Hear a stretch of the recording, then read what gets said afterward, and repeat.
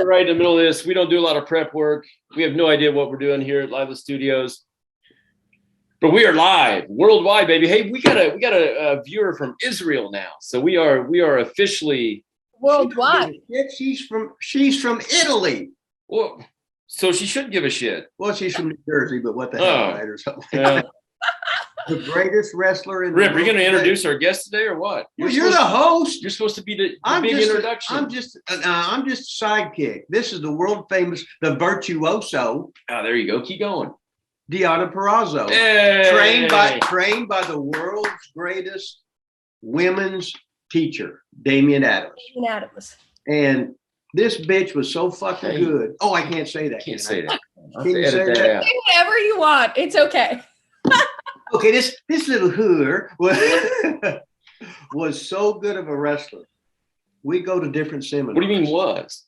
Acting like she's not good anymore. I'm talking. Why did you interrupt me? Oh, sorry. Just shut the fuck over. Oh, it's early in the thing. I shouldn't say. Yeah, it's fine. Go ahead. This girl is so talented. Now, we worked a lot of seminars with she wrestled. Her and Damien would wrestle an hour. Okay, called in the ring by all the goofballs going, oh man, I have to line up my stuff and have a match. There's no clothes. Like, well, how can I do that? What am I going to do? I have to line up everything. Or hey, come on, we got a guest on the show. Huh? We got a guest on the show. Get on. Hey, shut the fuck up. God damn, interrupt me. One pinfall, by the way. One pinfall. Yeah. Wow, but nice. I took her to Mike Mondo's. And she'd never been in the ring with Mike before. Have you ever seen him before? No, I don't think I'd ever met him before. And to show Mike's class how good he was, they went an hour in front of, yes, and they're sitting there. Oh my God, what the fuck? I remember Mondo said, which is funny now because my finish is the Fujiwara, but put me in a Fujiwara armbar. And I was like, I don't know what that is. And he somehow got himself in it. And I was like, okay, well, now I know what that is. But like, we're 30 minutes in. And I was like, if I just die, then it's over. And it's totally fine. Like I was so blown up. I was so like just mentally exhausted. Because I had no idea what he was saying or doing. He was just wrestling a body. Like, I was not participating in this match whatsoever. And I was like, if I just die, it'll be over and it'll be okay. So was that your first hour match or did you do one at Damien's? No, that was I think that was my first one ever. No. She's got her. No? Hell no. I think that was the first one. No, we knew you could do it because you'd done so many with Damien. I don't know. Maybe. I don't know. That was so long ago. No, she's on the Bob Hope, the dope. She's doing puff and this or that or whatever. But now check this out. This was so funny now. Her whole goal was to get to WWE. Yeah. And you correct me if I'm wrong. And nobody said anything to me about it. Once you got there, you were like a professor. Yeah. And they've got models, stupid, worthless girls because they're hot there. And you wanted to go to WWE to be the best you could be.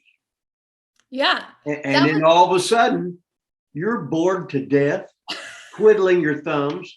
Oh, practice your role. Mm-hmm. And you're sitting there. Jesus Christ. Be careful what you goddamn wish for you might get it.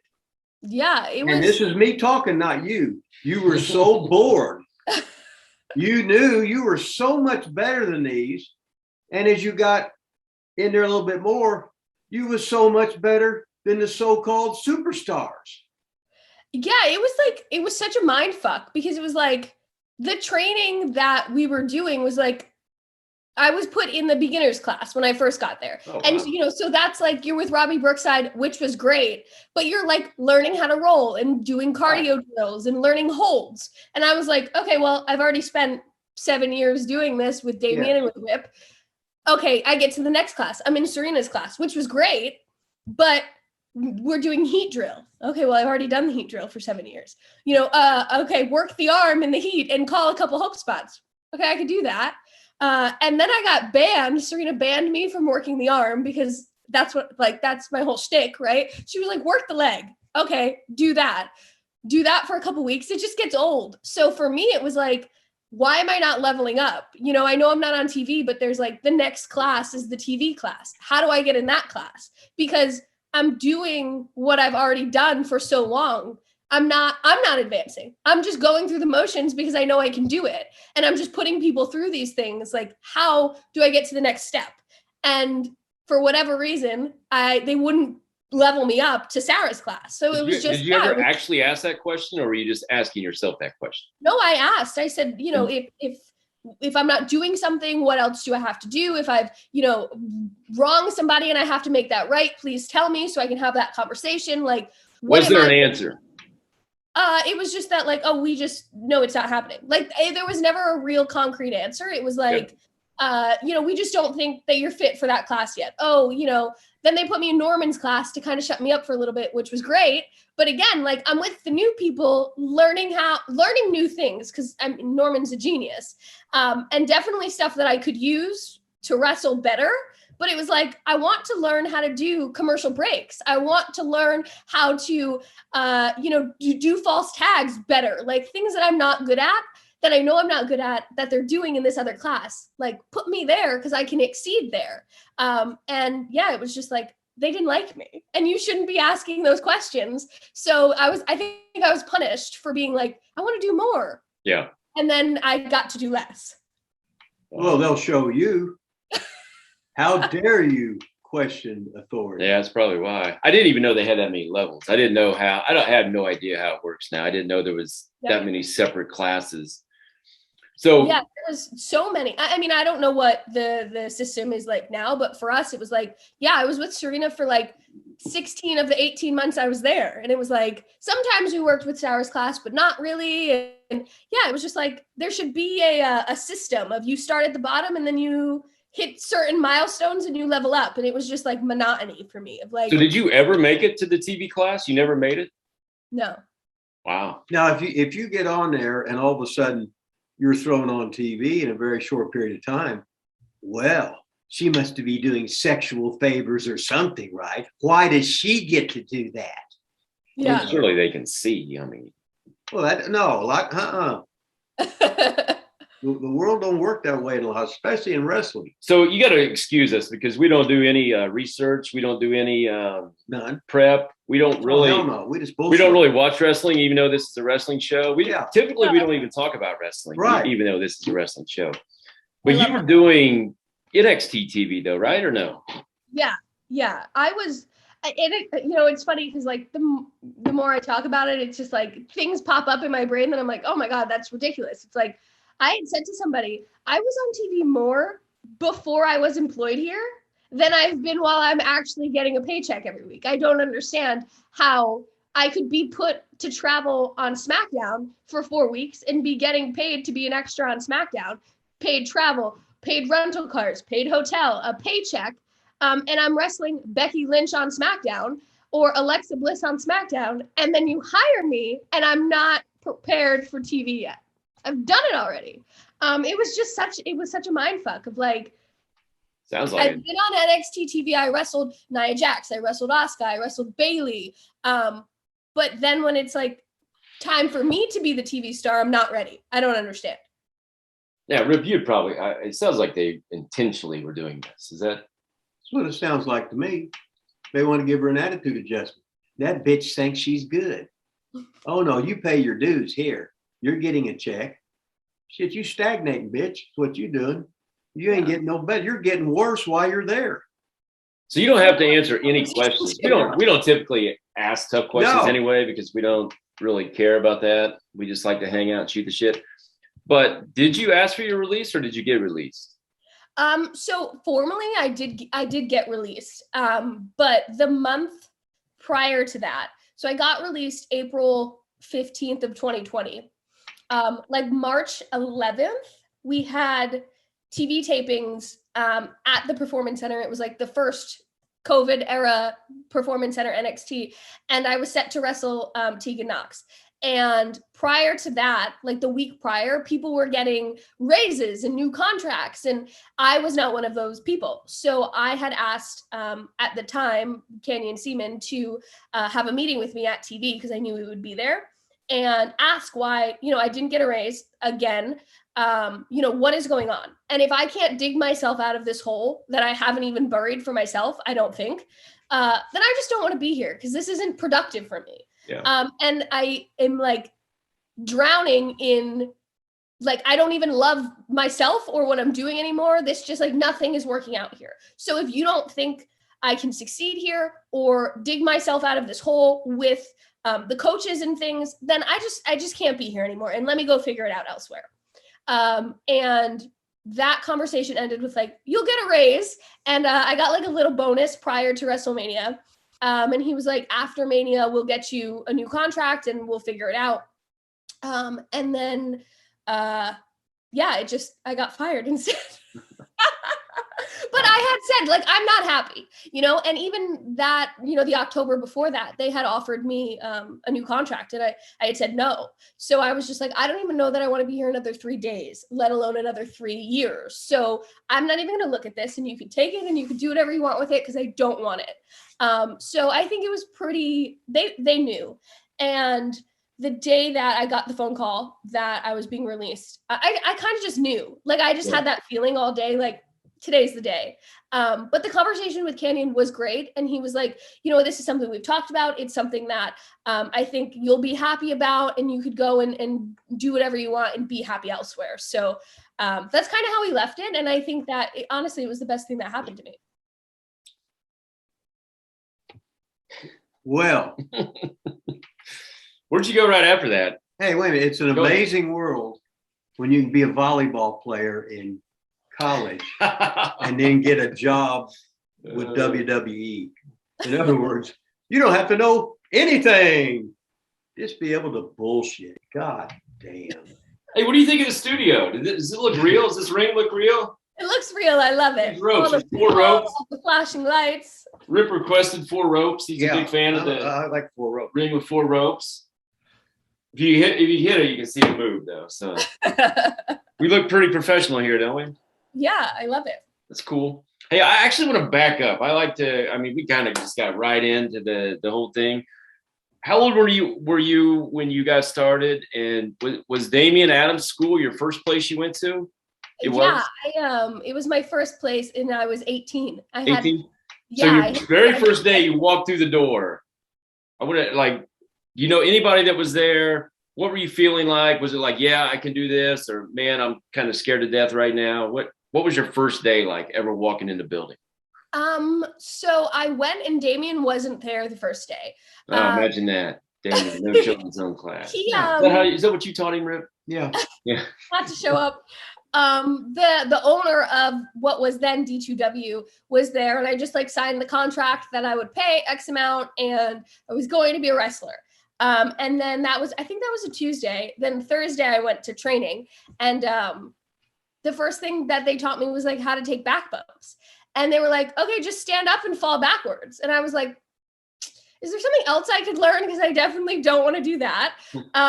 And then just like the progressions of taking a back bump, I don't think I moved for like a week afterwards. Yeah. My neck and like my back, and I just had like, probably was concussed, had a headache, like just the whole like, holy shit, what am I getting myself into?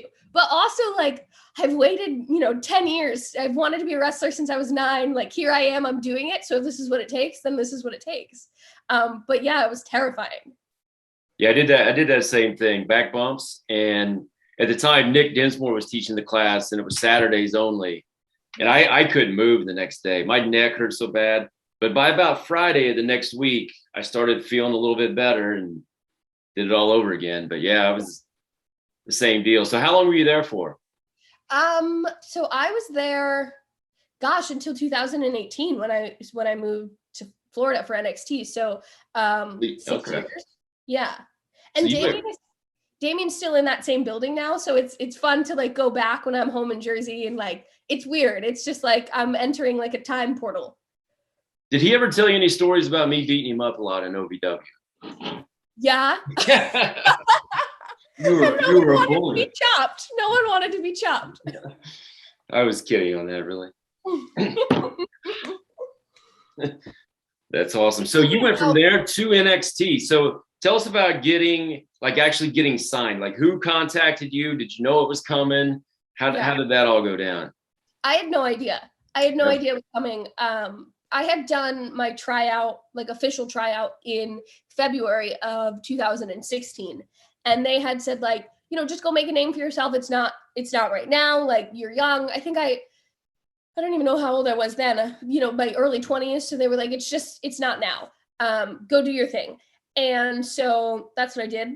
They had me back for extra work all the time, but, I was able to go and like do my first tour of Japan that next year and then wrestle in England and like do all the international stuff in between. And I was also doing a ton of Ring of Honor stuff. So we were like in the process of creating a women's division there, or trying to. So I actually signed a contract, I think the beginning of 2018, January 2018, with Ring of Honor, a 1-year thing with like a 6-month opt out in case I wasn't happy. And in April, it was WrestleMania weekend 2018. So it was New Orleans. I had wrestled on a Shimmer show against Madison Eagles, and Canyon was in the crowd. And it was funny because the first girls match that went out was Chelsea Green and Britt Baker in a tag match versus Charlie Evans and Jessica Troy, who were 2 girls from Australia.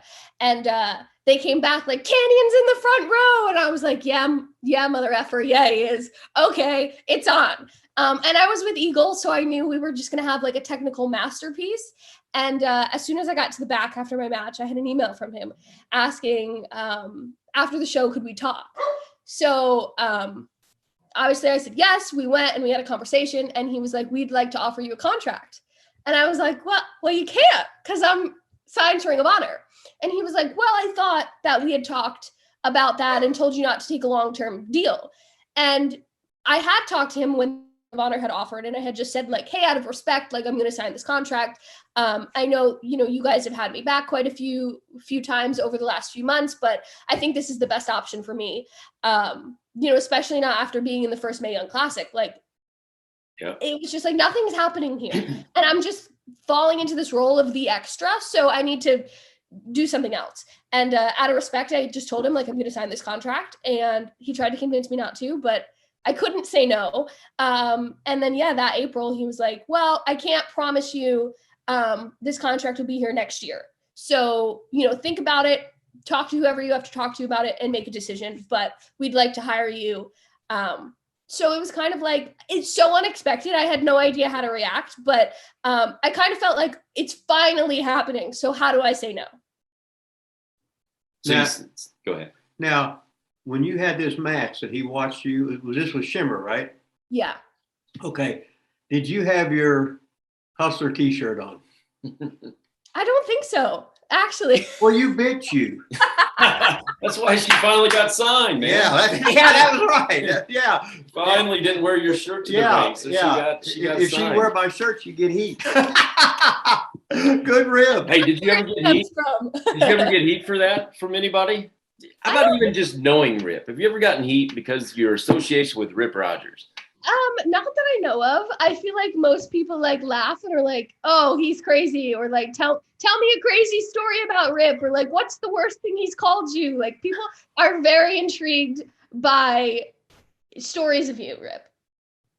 I couldn't blame him. Okay, so speaking of, what was your first? What did you meet Rip the first time at your school? Then, right?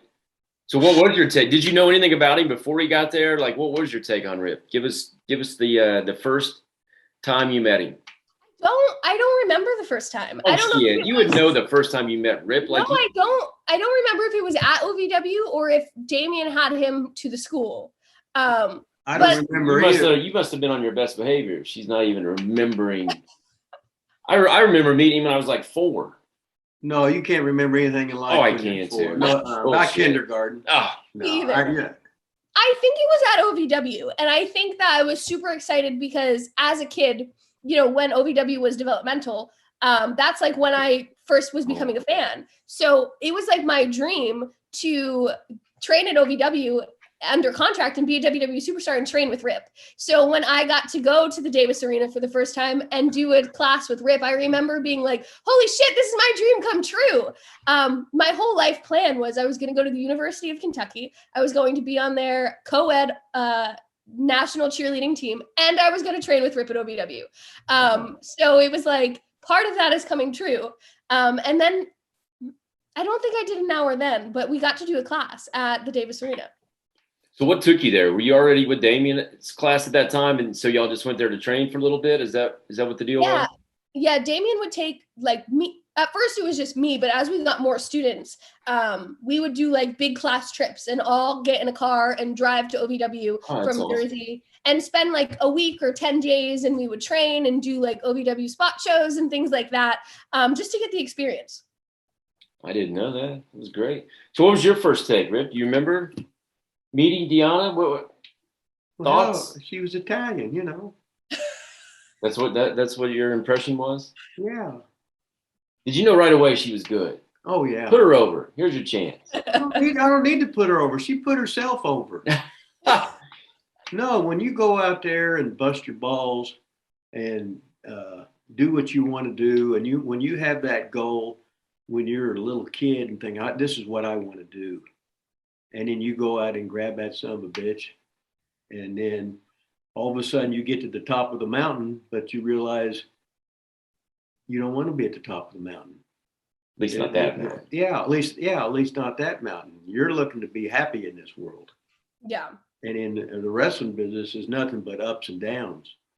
You've seen guys get so happy they kill themselves accidentally with drugs, or you see some guys that are so depressed in wrestling that they kill themselves on purpose.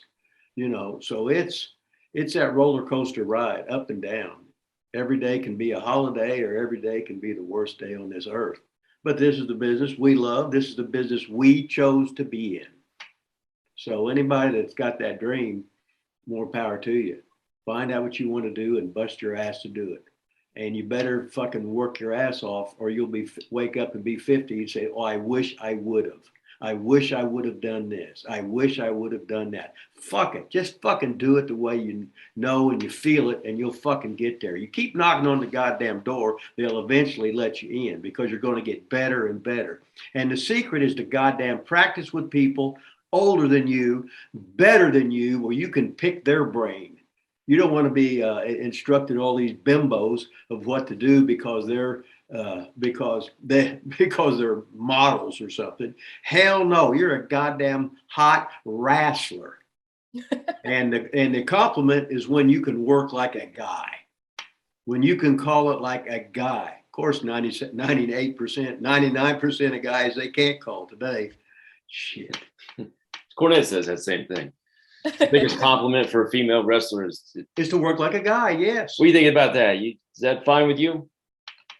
I think I was only trained with guys, like with Damien.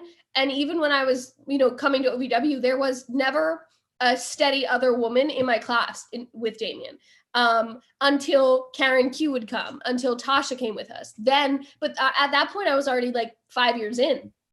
And then at OVW, it was, if I would go by myself, it was just me and all the guys doing the drills. So I was only ever trained that way. Like, I don't know a different style. And like, I remember getting in the ring with some of the girls on the indies for the first time being like, oh my God, like their wrists are so small. I don't want to hurt them, or, because I was just used to, Damien or, big guys of just like grabbing a wrist lock. And we never did like, oh, you're a girl and he's a guy, so it was same size. Yeah, you're the same.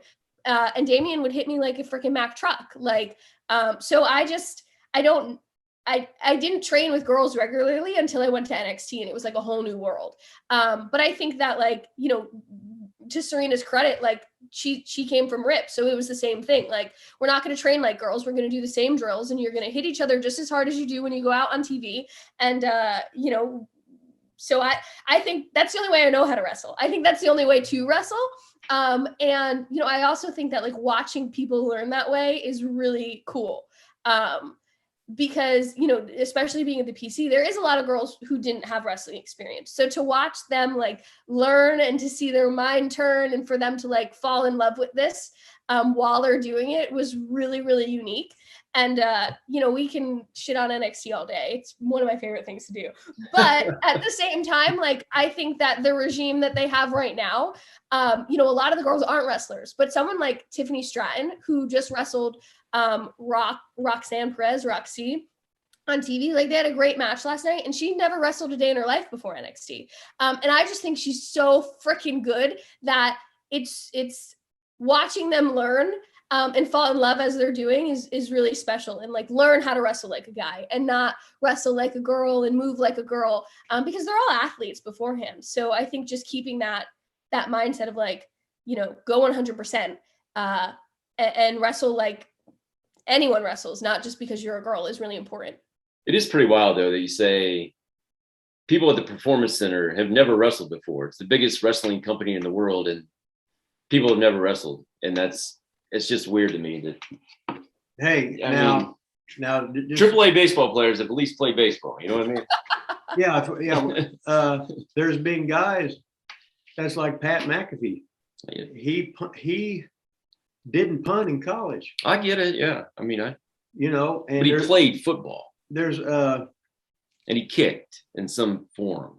But you know what? And I don't know if like you'd agree with this, Rip, training so many people, but I feel like there's just like an athlete's mindset.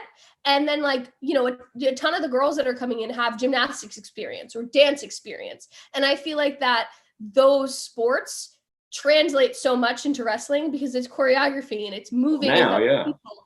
And, you know, I was a cheerleader my whole life. So like being able to look like one person in a group of 24 or 25 is the goal in cheerleading. So being able to move with just one person in wrestling is so much easier. But there's that like choreography and that like you can just see it in your mind that I think translates really well to wrestling. Okay. Choreography. Like, you know, obviously you've trained so many people that like from different backgrounds. I don't know if that's ever like in your mind aided to learning wrestling faster, maybe? Well, I look at you, and if you're a real athlete, you know what dedication is. If you walk in a lazy lard ass, excuse me, you ain't got no discipline. But then again, a hot guy or a hot girl in shape is going to get a job even in anything, because physical appearance is pretty much everything. Yeah. So if you walk in a fat, lazy bastard, how can I respect you? You know, this is a visual business to at least get started. You could be the world's greatest fucking wrestler. Nobody give you a chance because you look like a stack of shit. You're not allowed to say that today, but that's the way it fucking is. And if the boss likes you to look like a bodybuilder or at least an athlete, you better do as he goddamn wants. If you want to stick around, you get in a goddamn wrestling business at that level. Shit, every day's a goddamn fucking holiday. You can train all day. You can hang out. You're goddamn over forever. And you're living the goddamn dream. And that's what you want to do, is live that motherfucking dream. Yeah. There's been some King Kong Bundy. Mm-hmm. Chris Pally. He was probably never like in shape, was he? Oh, he wasn't. Yeah, but you saw him when he was 100 pounds bigger than what he grew up. You know what I mean? You've always kind of said though there needs to be a variety and not everybody look right. You're saying in general, probably. Yeah, in general. But okay, it's like when you see guys in the NBA, the guys ate their way out of the league. Oh, sure, yeah. Guys in the NFL, position guys look like the same position guys. Yeah. Because you have to be good. You gotta have that goddamn discipline. You gotta eat right. You gotta train right. You gotta have that alpha, I'm the best attitude there is. And the same thing in pro wrestling. But today, well, I don't want to get into that shit. Who's your first match against ever? There wasn't a lot of girls there. They ran shows though, right? Back at Damien school? Yes. So the first Friday of every month, I wrestled a woman named Jana. How'd that go for you? I mean, it was fine. Jana had been wrestling, like she did, WSU and all like she was like a vet on the Northeast, you know what I mean? So it was like should have been a learning experience, but I was terrified. Absolutely. I was going to ask you that. Yeah. Yeah, I was then so shy and like didn't speak unless I was spoken to, and was just like nervous to have my first match, because it's like, well, I've waited my whole life to do this thing, and what if I'm horrible at it, and what if I can't go out there and like perform and do a good job that impresses my trainers and things like that. Like I just felt a tremendous amount of pressure to like do well and be like, okay, this was the right path for me. So I think I cried for like days beforehand because I was so nervous. Well, you got to remember, like when they sign you like to Major League Baseball, you're put in the rookie leagues, and then they'll bring you up to get those at bats. Don't worry about the first game. We want to see you after 400 at bats, after you pitched 100 innings and stuff like that, and see how you level up with the competition. So I've never seen anybody that had a good first match, because I'm grading it from somebody that's been at this 45 years. Yeah. So it's a little bit different. So you could have all your cool moves, but none of them meant anything. You didn't beat nobody with it. It looked like a goddamn choreographed videography, whatever, make up the word, horse shit match to me. It didn't look like, it's supposed to look like a goddamn simulated fight. Well, maybe it did. Oh, it definitely didn't, because we practiced beforehand. I've never seen anybody have a good first match. It's impossible. Yeah. It's just goddamn impossible. You get 1,000 matches under your belt, that's a different story. You know who one of my first singles matches was against? Rip? Yeah. Oh, that's awesome. I put him out of wrestling. I don't know if you know that or not, but you beat John Cena in months. I put him out of wrestling. Ask him about it, didn't I? Yeah, I did. Last match he ever had. Mm-hmm. Oh, wow. My first match almost was your last match. He had to get his shit in. He had to get his big clothesline. And then you had to retire after that. Yeah, shit, I couldn't top it after that. I passed the torch. I passed the baton.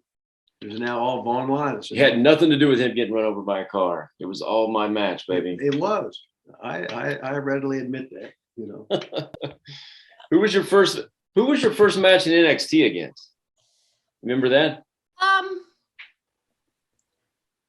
Ever? I think it was Asuka when I was still. What about that? Did you have the wow. same kind of nerves at that, or were you like, I got this shit by now? Or were you like, it's NXT? I was nervous because it was like, I hadn't had a tryout yet.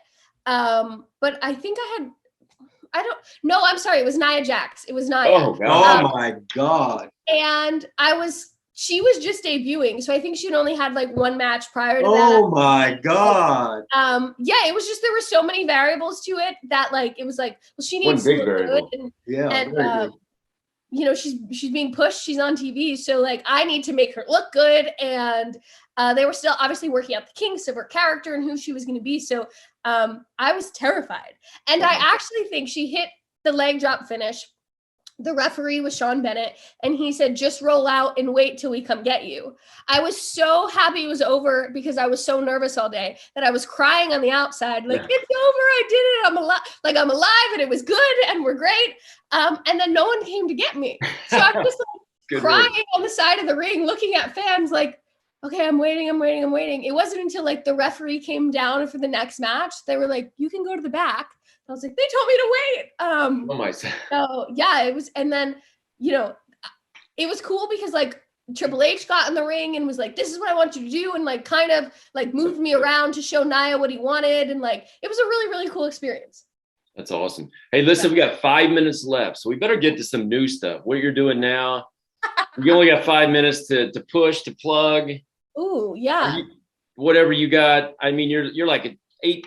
What do you got? Like 8 titles now, or I have none now. None now. See, you told me 8. I thought you were up on all this stuff. I thought I said 9. We don't do research, man. Okay. Well, Last I checked, you had like 9. So maybe she's lost a bunch since then. Apparently. Yeah. She's in a slump.